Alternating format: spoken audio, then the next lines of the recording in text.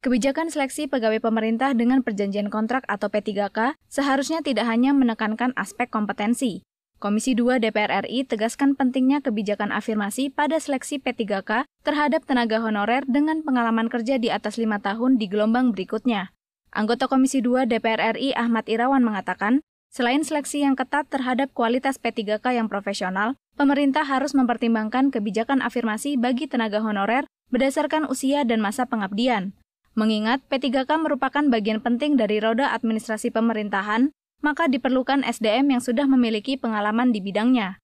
Kemenpan RB itu memang bisa mengakselerasi proses seleksi ini gitu, karena banyak warga negara kita berharap agar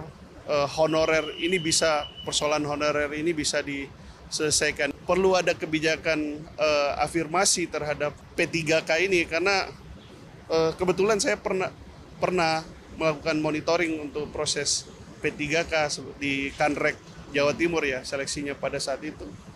Ya ada pegawai P3K kita ya secara umur sebenarnya usia pensiunnya sisa 1 tahun jelang pensiun, yang seperti ini yang menurut saya perlu kita afirmasi.